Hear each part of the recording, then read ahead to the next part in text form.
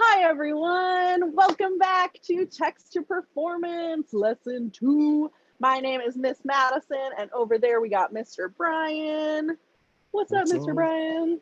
Hey. Today we are going to keep working on drama. What is drama? Let's remind ourselves.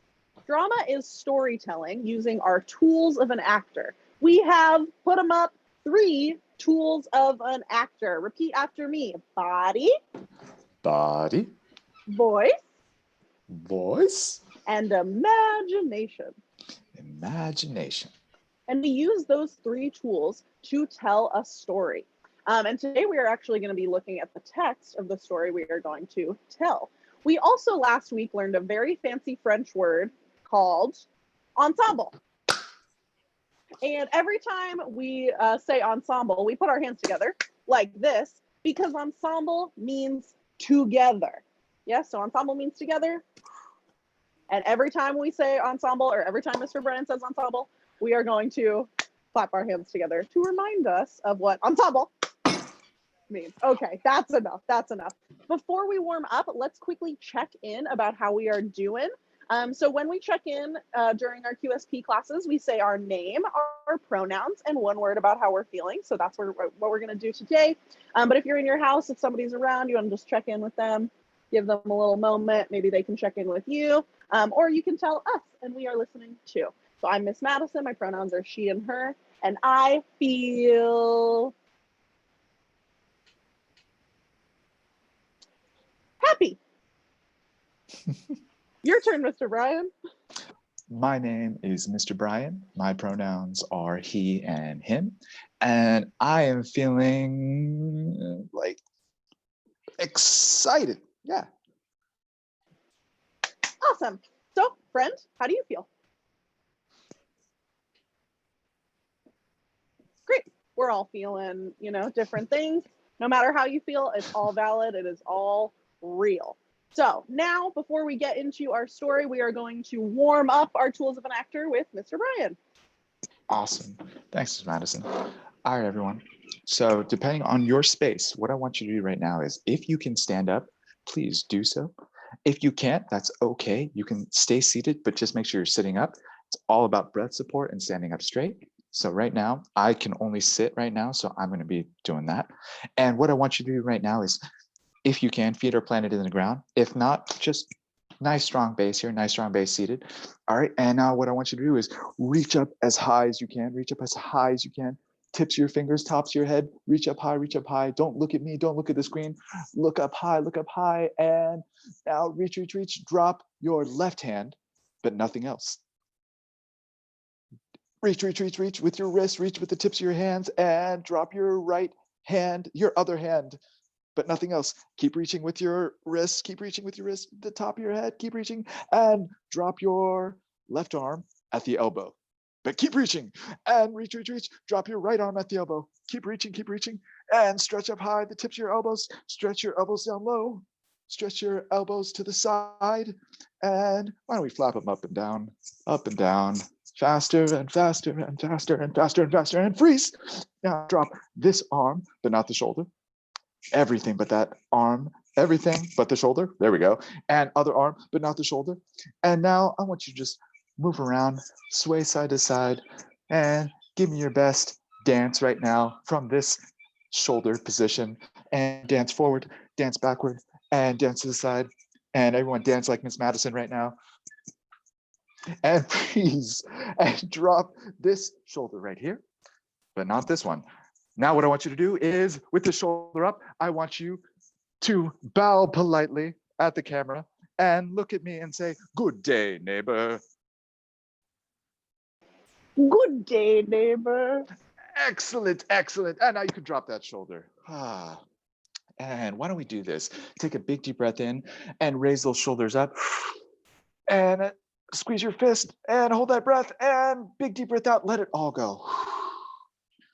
Unclench your fist, let those shoulders go. One more time, big deep breath in, clench your fist, shoulders up high, and get all that tension in there. Squeeze it in, get all that tension. And we're gonna breathe it out, let it go. Breathe out. Good, and now rotate those shoulders backwards. Rotate those shoulders backwards.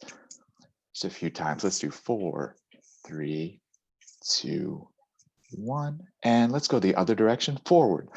4, 3, 2, 1. And this is not a race. It's a warm up, right? We want to warm up so we're ready to move around a little bit later. So we're getting ourselves stretched out, practice before the big game. All right, that's a thing. All right, and now what we're going to do is, if you can, I want you to stick out your right foot. Even if you're sitting down, stick out your right foot. And I want you to point. I want you to point with your toe, point with your toes. And now I want you to do the reverse, flex, flex, flex. And thank you, Miss Madison. And point. We're figuring this out with Zoom. And flex. And let's do 2 more times. Point, flex, and point, and flex. And now rotate your foot and ankle in one direction. Let's do 4, 3, 2, 1. And other direction.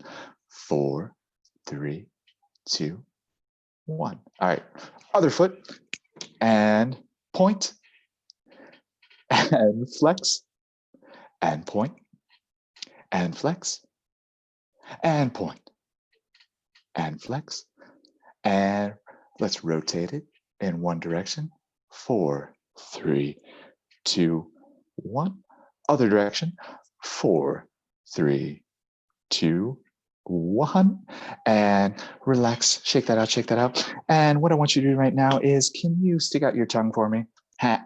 Open your eyes real big. Ha. And put up your paws like this. Fill up the whole screen as big as you can. Show me your lion face right now. Ha.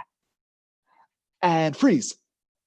And now get nice and small as if you bit into a really sour lemon that I gave to you. Sorry, not sorry. And lemon face, this is your lemon face, as scrunch as you can. And freeze. Can you get even smaller?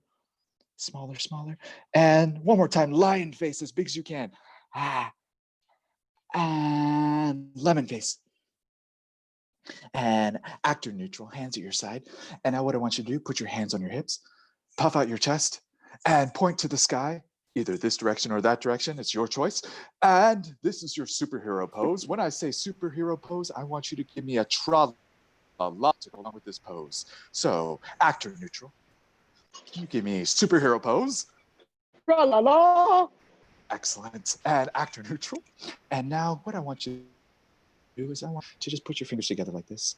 And what I want you to do is give me your most evil smile.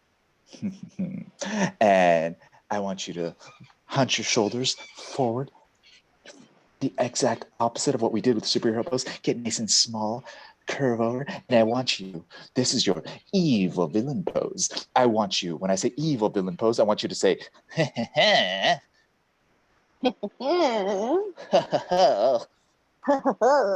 and you have a choice. You can twirl your evil mustache or beard mustache combo, whatever you want to do. So if you want to just, All right, actor neutral, let me see your evil villain pose. All right, enough of that. Actor neutral. And now what I want you to do is superhero pose. Tra-la-la. Evil villain pose. And lemon face, nice and small. Lion face. And actor neutral. You're doing great, friends. You're doing great, friends. And now what I want you to do is, let's check in with our energy today. I want you to clap your hands together, rub your hands together. And it's going to get nice and hot, nice and warm. I want you to focus right now on your own hands. Don't worry about the screen because it's not much to it here. I want you to rub your hands together. And then I want you, when I say open up, you're going to open up your hands and you're going to see with your imagination, you're going to feel as well that ball of energy that you're carrying with you today. Some of yours might be big, some of yours might be small, some of yours, they're all going to be different sizes. But right now, you're going to focus on your own ball of energy, what you're bringing to class today. And whatever it is, I want you to focus on that and take some of that energy and you're going to put it where you need it, wherever you need in your body, maybe a little bit everywhere. Maybe you need some of that energy to focus elsewhere, wherever you need it. All right. Excellent. And once you've done that, give me your focus and attention. And what I want you to do is, let's warm up our, give me a ba. Ba. Give me a ba ba. Ba ba. Give me a ba ba bee. Ba ba bee. Bye bee bo. Bye bee boo. Give me a bo bee boo. Bo beep boo.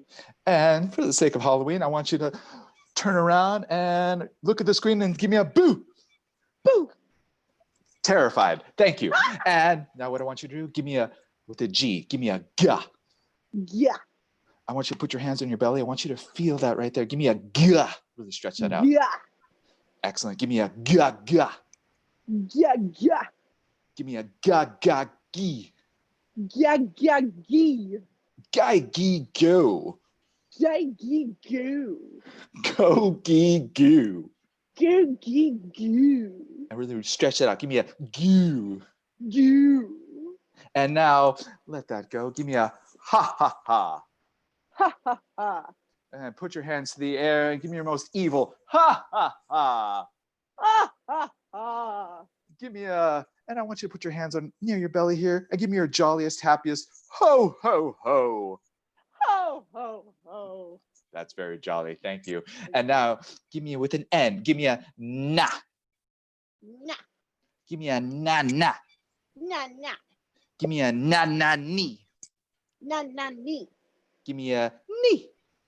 Ni. Give me as high as you can. Give me a ni. Ni. Give me a ni, ni. Ni. Ni. Give me a 90 no. 90 no. Give me a no, no, no. No no no. Give me that parent that just looks at you because they don't want you to do that. Give me a no, no, no. No no no. Now give me the whiny baby brother or baby sister. You all know that one. Give me a no, no, no. No no no.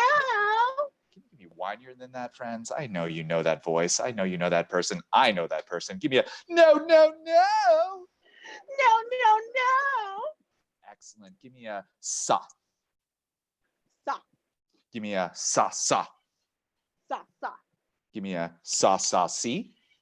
Sa sa si. Give me a saucy. Saucy. Give me a wah. Wah Give me a wah, wah. wah wah. Give me a wah, wah, wee. Wah wah wee. Give me a wee. Wee. And give me that low wee. Wee. Wee. Wee. Give me low to high. Let's go on this roller coaster of emotions. Wee.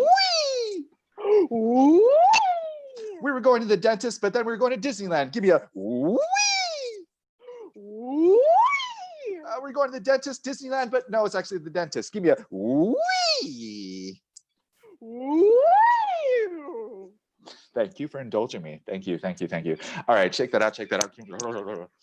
And I want you to imagine you have a ball in your hand. Last thing we're going to do here, ball in your hand, and this ball is carrying the sound of your voice.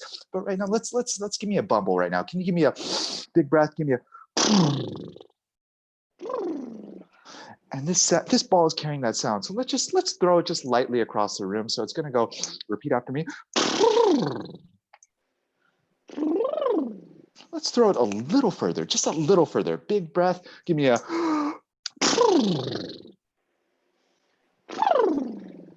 Nice. Now give me an even bigger breath, as much as you can. We're going to throw it as far as you can. Really, really breath support. All right. So give me a.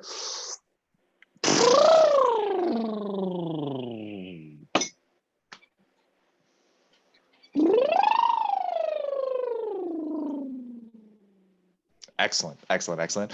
And last but not least, repeat after me, red leather. Red leather. And really exaggerate all these sounds. Form them, stretch them, exaggerate them with your teeth, with your mouth, because we want to be able to warm up and speak clearly. Red leather. Red leather. Yellow leather. Yellow leather. Just like Miss Madison is doing. Red leather, yellow leather. Red leather, yellow leather. All right, now I want you to try and do it 5 times in a row. It's not a race, but do it as quickly and exaggerate it so that way we're practicing speaking clearly as you can. All right, so we're gonna do it all together. All right, 5 times through. And once you're done, show me eyes, ojos, and when that shows me and Miss Madison that you're ready for the next part. All right, so 5 times through, ready, set, go. red Red leather, leather, yellow yellow leather, leather, red leather, leather, yellow yellow leather, leather, red red leather, leather, yellow yellow leather, leather, red red leather, leather, yellow yellow leather, leather, red red leather, leather, yellow yellow. leather. And if you got twisted up with your tongue, that's okay. I did too. All right, give me a high five. That's why we Boom. call it a tongue twister. Oh, Oh. excellent. All right, And shake Mr. that. Bryan. Shake that. Whew. I am feeling super warm, which is really good because what we're going to do now is we are going to go into our story. Yes. Story time. Story time. Friends, it is story time. So I am going to show you the text of this so you can read along if you want, or you can just listen. So as I'm reading the story, this is the story that we are going to be working with for our whole class. So as I'm reading the story, I want you to be doing two things. I want you to be listening to what the story is about. And I also want you to be listening for any words that you might not know, any words that seem unfamiliar to you or you don't know the meaning of.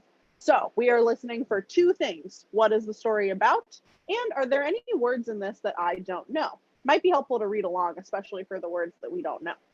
And here we go. All right. All right, friends, I love this story. Here we go. Mufaro's Beautiful Daughters by John Steptoe, a fun name. A long time ago, in a certain place in Africa, a small village lay across a river and a half a day's journey from a city where a great king lived. A man named Mufaro lived in this village with his two daughters, who were called Manyara and Nyasha. Everyone agreed that Manyara and Nyasha were very beautiful. Manyara was almost always in a bad temper. She teased her sister whenever their father's back was turned, and she had been heard to say, "Someday, Nyasha, I will be a queen, and you will be a servant in my household." "If that should come to pass," Nyasha responded, "I will be pleased to serve you. But why do you say such things? You are clever and strong and beautiful. Why are you so unhappy?" "Because everyone talks about how kind you are, and they praise everything you do," Manyara replied. "I'm certain that father loves you best. But when I am a queen, everyone will know that your silly kindness is only weakness." Nyasha was sad that Manyara felt this way, but she ignored her sister's words and went about her chores. Nyasha kept a small plot of land on which she grew millet, sunflowers, yams, and vegetables. She always sang as she worked, and some said it was her singing that made her crops more bountiful than anyone else's. One day, Nyasha noticed a small garden snake resting beneath a yam vine. "Good day, little Nyoka," she called to him. "You are welcome here. You will keep away any creatures who might spoil my vegetables." She bent forward, gave the little snake a loving pat on the head, and then returned to her work.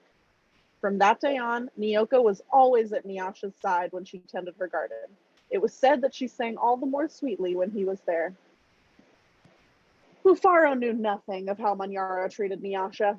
Nyasha was too considerate of her father's feelings to complain, and Manyara was always careful to behave herself when Mufaro was around. Early one morning, a messenger from the great city arrived. The great king wanted a wife.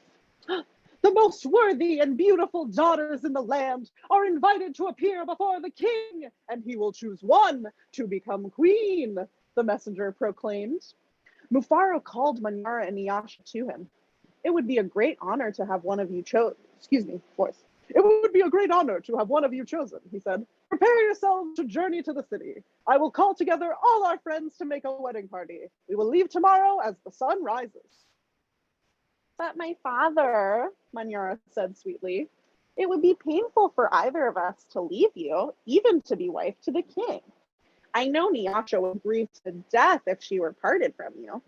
I am strong. Send me to the city and let poor Nyasha be happy here with you." Mufaro beamed with pride. "The king has asked for the most worthy and the most beautiful. No, Manyara, I cannot send you alone. Only a king can choose between two such worthy daughters. Both of you must go."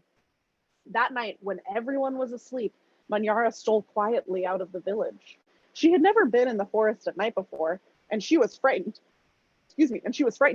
but her greed to be the first to appear before the king drove her on. In her hurry, she almost stumbled over a small boy who suddenly appeared, standing in the path. "Please," said the boy, "I am hungry. Will you give me something to eat?" "I have brought only enough for myself," Manyara replied. "But please," said the boy, "I am so very hungry." "Out of my way, boy. Tomorrow I will become your queen. How dare you stand in my path?" After traveling for what seemed to be a great distance, Manyara came to a small clearing. There, silhouetted against the moonlight, was an old woman seated on a large stone. The old woman spoke. "I will give you some advice, Manyara. Soon after you pass the place where two paths cross, you will see," she's an old woman, do a voice, Madison, here we go. The old woman spoke. "I will give you some advice, Manyara. Soon after you pass the place where the two paths cross, you will see a grove of trees. They will laugh at you. You must not laugh in return. Later, you will meet a man with his head under his arm. You must be polite to him." "How do you know my name? How dare you advise your future queen?" "Stand aside, you ugly old woman," Manyara scolded, and then rushed on her way without looking back. Just as the old woman had foretold, Manyara came to a grove of trees, and they did indeed seem to be laughing at her. "I must be calm," Manyara thought. "I will not be frightened." She looked up at the trees and laughed out loud. "Ha ha ha! I will laugh at you, trees!" she shouted, and she hurried on. It was not yet dawn when Manyara heard the sound of rushing water. "The river must be up ahead," she thought. "The great city is just on the other side." But there on the rise, she saw a man with his head tucked under his arm. Manyara ran past him without speaking. "A queen acknowledges only those who please her," she said to herself. "I will be queen, I will be queen," she chanted as she hurried on toward the city. Nyasha woke at the first light of dawn. As she put on her finest garments, she thought how her life might be changed forever beyond this day. "I'd much prefer to live here," she admitted to herself. "I'd hate to leave this village and never see my father or sing to little Nyoka again." Her thoughts were interrupted by loud shouts and a commotion from the wedding party assembled outside. Manyara was missing! Everyone bustled about, searching and calling for her. When they found her footprints on the path that led to the city, they decided to go on as planned. As the wedding party moved through the forest, brightly plumed birds darted about in the cool green shadows beneath the trees. Though anxious about her sister, Nyasha was soon filled with excitement about all there was to see. They were deep in the forest when she saw the small boy standing by the side of the path. "You must be hungry," she said, and handed him a yam she had brought for her lunch. The boy smiled and disappeared as quietly as he had come. Later, as they were approaching the place where the two paths crossed, the old woman appeared and silently pointed the way to the city. Nyasha thanked her and gave her a small pouch filled with sunflower seeds. The sun was high in the sky when the party came to the grove of towering trees.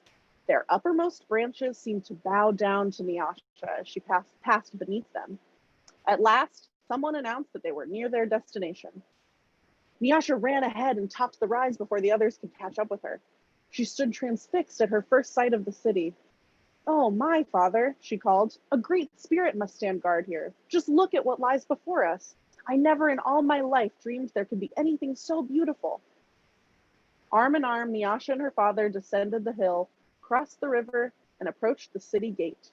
Just as they entered through the great doors, the air was rent by piercing cries, and Manyara ran wildly out of a chamber at the center of the enclosure. When she saw Nyasha, she fell upon her, sobbing. "Do not go to the king, my sister. Oh, please, father, do not let her go," she cried hysterically. "There's a great monster there, a snake with 5 heads. He said that he knew all my faults and that I displeased him. He would have swallowed me alive if I had not run. Oh, my sister, please do not go inside that place." It frightened Nyasha to see her sister so upset, but leaving her father to comfort Manyara, she bravely made her way to the chamber and opened the door. On the seat of the great chief's stool lay the little garden snake. Nyasha laughed with relief and joy. "My little friend," she exclaimed, "it's such a pleasure to see you, but why are you here?" "I am the king," Nyoka replied, and there before Nyasha's eyes the garden snake changed shape. "I am the king. I am also the hungry boy with whom you shared a yam in the forest, and the old woman to whom you made a gift of sunflower seeds. But you know me best as Nyoka, because I have been all of these. I know you to be the most worthy and most beautiful daughter in the land. It would make me very happy if you would be my wife. And so it was that a long time ago, Nyasha agreed to be married. The king's mother and sisters took Nyasha to their house and the wedding preparations began.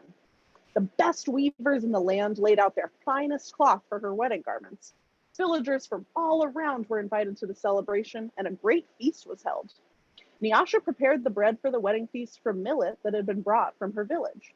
Mufaro proclaimed to all who would hear him that he was the happiest father in all the land, for he was blessed with two beautiful and worthy daughters, Nyasha, the queen, and Manyara, the servant in the queen's household. The end. Yeah. Yeah. Awesome, friends. So that is the story that we are going to be working with. So what were those two things that I asked you to be listening for? Did we remember? I was asking you to be listening for words we did not understand and what is the story about. So let's talk about words we didn't understand first. And I'm going to go through here and start thinking. Mr. Bryan, were there any words in there that you think our friends might not understand or that you didn't understand? I was going through the story here, and let me see. I circled a few, but then I deleted them. So let's see here. I didn't know what millet was upon first reading it. Millet, so let's look it up. I think I know, but it's always best to look it up. Millet is, I'm going to share my screen again. That is going to do this. Here we go. Let's share Miss Madison's screen. It's screen sharing time. Woo! Okay, so this is, yes, here we go. This is millet, a fast-growing cereal plant that is widely grown in warm countries and regions with poor soils. The numerous small seeds are used to make flour or alcoholic drinks. Ooh, flour. Great. So it's a little grain, and it makes a bunch of different things. So that is what millet is. That's why at the end they use it to make the bread. That makes sense. Yes. There you go. Okay. Oh, that was super helpful, Miss Madison. You are so welcome. Some other words that I had some friends when I told the story the other day didn't know. Oh, here we go. This word beamed. Beamed. Let's look up what beamed means. Beamed. Definition. Beamed. So beamed, I think in this, it's the second one, to shine brightly. So if someone, let's look at it in context, Mufaro beamed with pride. What do you think that means, Mr. Bryan? You know what? I feel as if like there's this like just this glow. You could see on his whole face just like emitting this just like proud feeling that Mufaro is feeling. Yeah. So I'm wondering, Miss Madison, if we could all just like for like 5 seconds, 10 seconds, 10 seconds probably, if everyone could just close your eyes, I want you to imagine Mufaro. Now that we know what beamed means, what does that look like in your head? Don't tell me. Imagine, keep that to yourself. Let's do 10, 9, 8. Imagine Mufaro, however he looks, however they look, beaming with pride. 5, 4, 3, 2, 1. Hold that image, snapshot in your brain. Kalik. And all right, open your eyes. We might come back to that later. Who knows? Who knows? That was nice, Mr. Bryan. Okay, let's do 2 more. Oh, this was another one. Silhouetted. Silhouetted. A silhouette is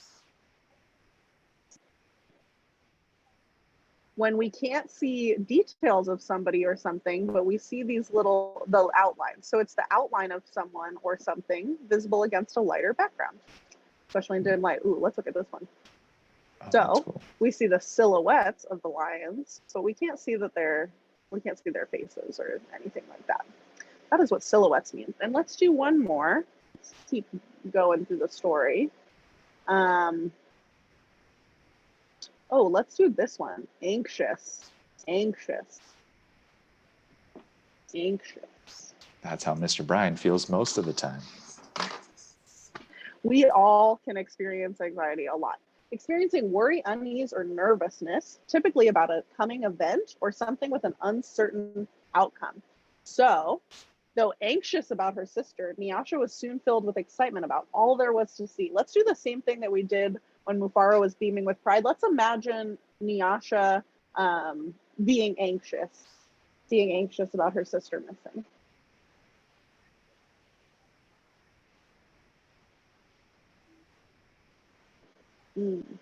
Keep it in your head. 5, 4, 3, 2, 1. Click.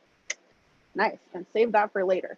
Great. So friends, you can also, we can go through, and if there's any other words, you can look them up yourself. From Millit. There you go.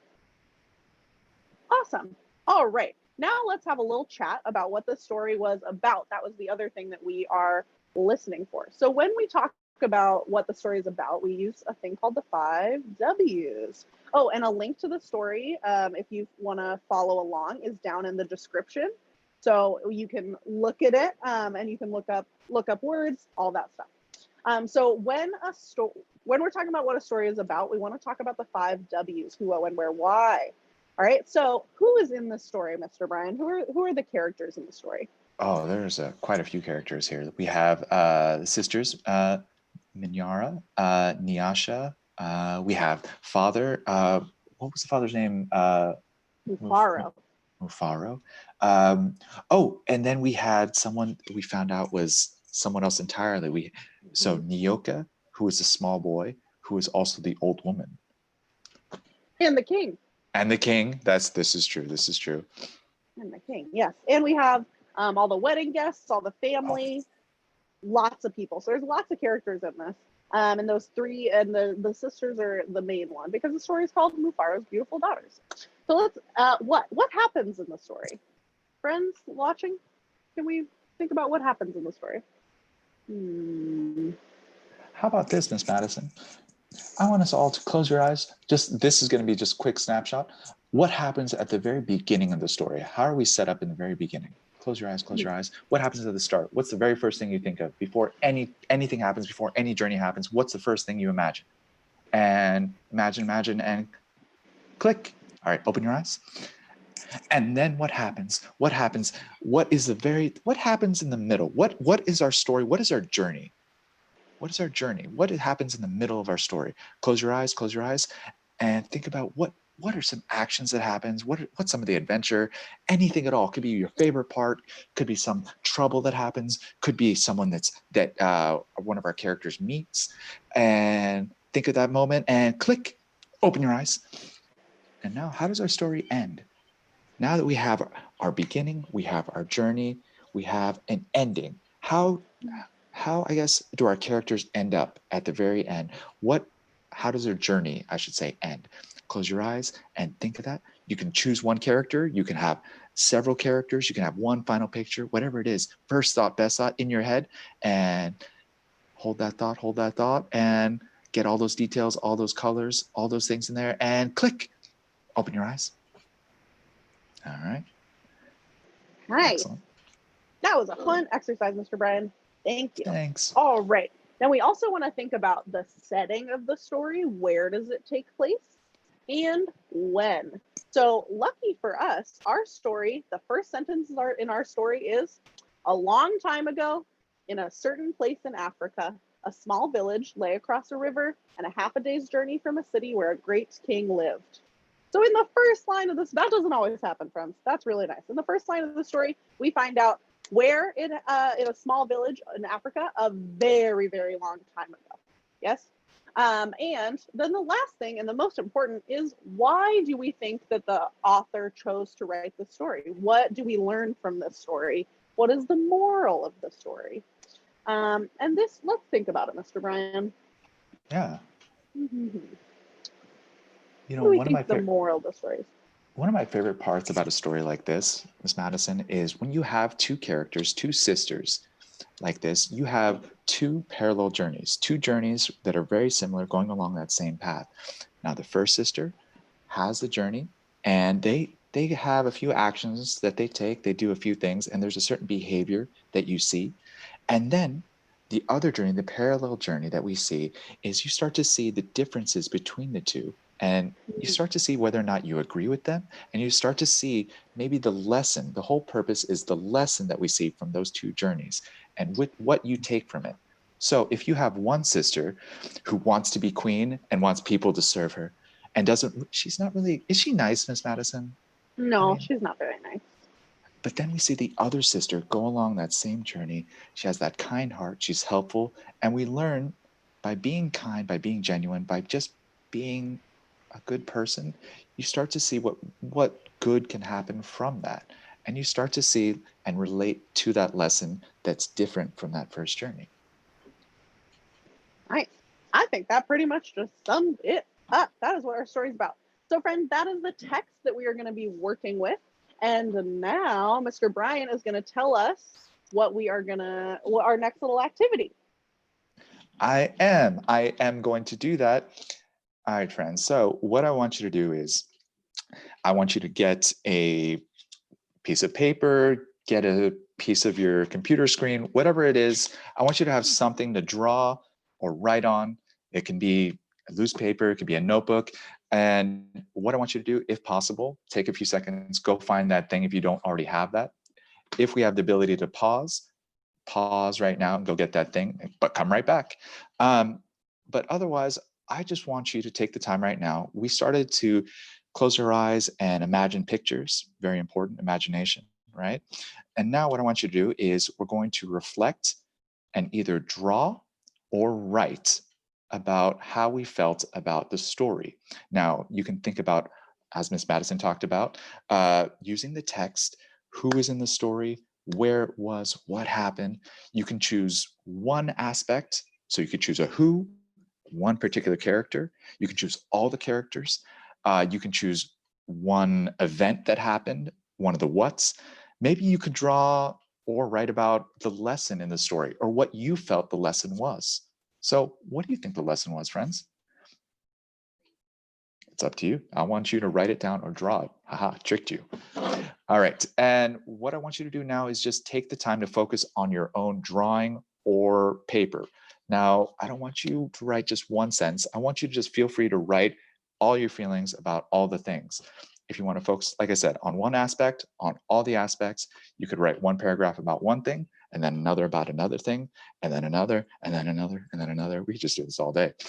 You could draw one picture about one part, and then on the other side, draw a picture about another part, or get another piece of paper, or fill up all the paper that you have in the house. It's up to you. Now, the other thing too is, what if you draw something and then you're done? Well, see if you can fill up the whole page. See if you can give more detail, because the text in front of you is going to give you that support. And that's kind of the point. I want you to take that and I want to see your interpretation of it, your feelings, your reaction, because it's important to the whole, like the whole core of our drama time together. We want to see what you bring to the table. We want to see what's going on in here. I can tell you what's going on in here for me, and Miss Madison can tell you what's going on in there as well for her. But we're here for you. We want to know what's going on. So enough talking. I've talked too much. I want you to be able to take that time for yourself and try. That's all we ask you to do. And if you're really, if you are really proud of it, or you just want to share it with somebody, you can definitely share it with the people in your house. But we would also love to see them. And you can, they're in the description link below. You can either email it to us, you can send it to us on Facebook, Instagram. Those are the two, and so the two big ones. And you can send it to us. We would love to see it. And Twitter. Tweet us. Tweet at us if you want, or you can just email it to us. We would love to see them. And yeah. Mr. Bryan, Nice. Yeah. are we done? Was that drama today? I think that was drama today. Today was full of drama, wasn't it? Today was full of drama. So friends, let's check out. Don't forget to send us, if you want to share, send us your little things. Let's check out about how we are feeling at the end of drama class. I am feeling squiggly. Oh, I guess I am feeling, I'm feeling just like bouncy right now. I don't know. I'm just feeling bouncy, having just talked about text analysis. Yeah. Bounces and squiggles. All right, friends. So that is drama class today. Let's all put our hands in the middle, in the corner of the screen, and on the count of 3, drama class ready. 1, 2, 3, drama class. Drama class. Woo! Awesome. Yay. Bye, friends. Bye, everyone.